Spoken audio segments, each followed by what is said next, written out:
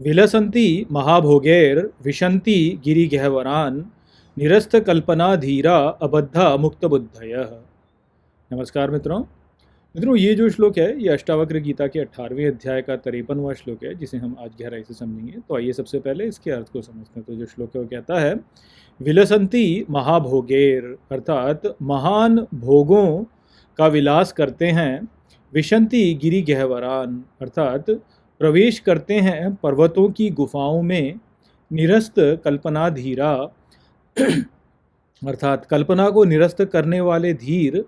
अबद्धा मुक्त बुद्धयः, अर्थात जो अबाध मुक्त बुद्धि वाले होते हैं। तो यहाँ पर अष्टावक्र जनक महाराज से कहते हैं कि जो मुक्त बुद्धि वाले व्यक्ति होते हैं, जिनकी जो बुद्धि है वह अबाध है, अर्थात किसी से सीमित नहीं है वह, और जो कल्पना को निरस्त कर चुके हैं, ऐसे जो धीर व्यक्ति होते हैं वह महान भोगों में भी विलास कर सकते हैं और वो उसी सहजता के साथ में पर्वतों की गुफाओं में भी प्रवेश कर सकते हैं। उनके लिए उन दोनों ही परिस्थितियों में कोई भेद नहीं है। तो फिर वही बात जो हमने पिछले 2 श्लोकों में समझी थी कि ये सब जो बातें हैं इनको उसी उदाहरण से समझा जा सकता है जैसे फिल्म देखी जाती है। बस वही वाली बात है। देखिए, तो यहाँ पे वही बोला गया ना कि वो जो है महान भोगों में रस भी ले सकते हैं और वह गुफाओं में प्रवेश भी कर सकते हैं, उनको जो है कोई अंतर नहीं पड़ता। तो ऐसी अवस्था कहाँ होती है हमारे साथ, जब हम देखें तो कहाँ होती है? जब हम फिल्में देखते हैं। फिल्मों में आप देखिए कि हीरो जो है वह एक समय पे तो बहुत ऊंचे स्तर पर होता है, बहुत अच्छी अवस्था में होता है, और फिर आप देखेंगे कि कुछ समय पश्चात उसकी बुरी अवस्था भी हो जाती है। तो बस वही वाली बात है, हम पे तो कोई प्रभाव नहीं पड़ता ना। जो उस फिल्म का जो नायक है, जो फिल्म का नायक है, वो जब नट कर रहा है, तो वो नाटक जब कर रहा है, किसी भी नाटक में जब वह कुछ कर रहा है, कोई पात्र निभा रहा है, तो वो सब प्रकार के नाटक करता है उसमें।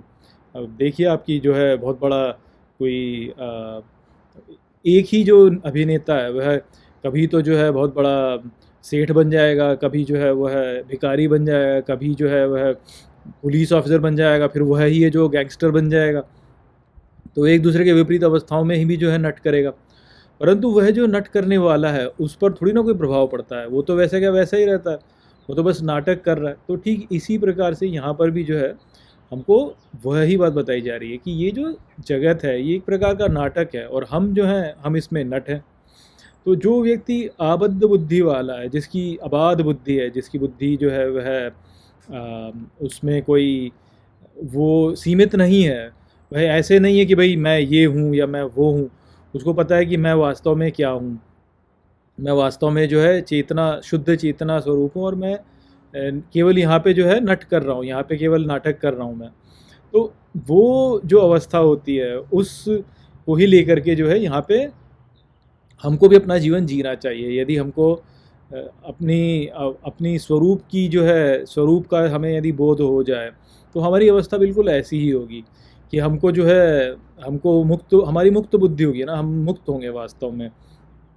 किसी भी जो धारणा है उससे सीमित नहीं, किसी भी जो है अवस्था से सीमित नहीं। अब आप सोचिए कि कोई व्यक्ति यदि ये सोचता है कि मैं तो ऊंची जाति वाला हूँ जी, मैं तो जो हूँ मैं तो ऊंची जाति वाला हूँ, तो अब उससे कोई नीची जाति वाला कार्य करने को बोलेंगे तो वो नहीं कर पाएगा। उसको ये लगेगा कि यार ये क्या है। परंतु कोई ऐसा व्यक्ति हो जो कि जो है अपने आप को किसी जाति का माने ही नहीं, तो वह तो फिर कुछ भी कर लेगा। या आप देखिए ना, जैसे हम अपने घर पे सारे काम करते हैं, अपने घर में रह करके हम साफ़ सफाई भी करते हैं, तो वो वाले काम भी करते हैं और वहाँ पे प्रधानता वाला कार्य भी करते हैं। क्यों? क्योंकि वहाँ पे कोई हम पर कोई बंधन नहीं है। परंतु जब हम बाहर जाते हैं तो बाहर जा कर के हमें एक अपना मुखौटा सामने रखना पड़ता है ना कि भाई हम ऐसे हैं। तो उस अवस्था में जो है फिर आपको कुछ कार्य करने में जो है संकोच होगा। वहीं पर घर पे आप कोई भी कार्य करिए, आपको संकोच नहीं होता। संकोच क्यों नहीं होता? क्योंकि वहाँ पे मुक्त बुद्धि है आपकी बुद्धि जो है वो किसी चीज़ से रुकी नहीं है। तो वही वाली बात जो है अप्लाई होती है, वही हम पर लागू होती है यदि हम स्वरूप में स्थित है। क्योंकि स्वरूप में स्थित हो गए तो अपने घर में अवस्थित हो गए ना, अपने घर में अवस्थित हो गए तो फिर अब मुक्त बुद्धि है। अब वो किसी भी विचारधारा से जो है बद्ध नहीं है कि ऐसे है या वैसे है। तो ऐसा व्यक्ति फिर सभी अवस्थाओं में सम ही रहेगा, सभी अवस्थाओं में सम ही रहेगा। वो भले ही उसको गुफाओं में प्रवेश करके जो है कुछ करना पड़े तो भी उस पर प्रभाव नहीं पड़ता, भले ही उसको जो है भले ही उसको जो है महान भोग भोग मिल जाए तो भी उस पर प्रभाव नहीं पड़ता, उसको लाभ हो जाए तो प्रभाव नहीं पड़ता, हानि हो जाए तो प्रभाव नहीं पड़ता, उसकी महिमा मंडन हो जाए तो प्रभाव नहीं पड़ता, उसकी निंदा हो जाए तो प्रभाव नहीं पड़ता, सभी अवस्थाओं में समान है वो। तो बस हमको भी उसी अवस्था को पाने का जो है प्रयास करना चाहिए। स्वरूप में स्थित हो जाएंगे, अपने घर में अवस्थित हो जाएंगे, तो फिर जो है फिर इन सब बाहर की जो बातें हैं उनका प्रभाव हम पर पड़ेगा नहीं। अभी तो वही अवस्था है ना कि बाहर की बातों का प्रभाव पड़ता है, तो फिर हमको वही लगता है कि यार हमारा मान हो, हमारी बड़ाई हो, हमारा सम्मान हो, और हमें तो ऐसा चाहिए और हमें तो वैसा चाहिए। तो क्योंकि वो हमें चाहिए तो इस कारण से ही जो है सारी समस्या। अब यदि ये सब ना हो तो फिर कोई समस्या है ही नहीं वास्तव में।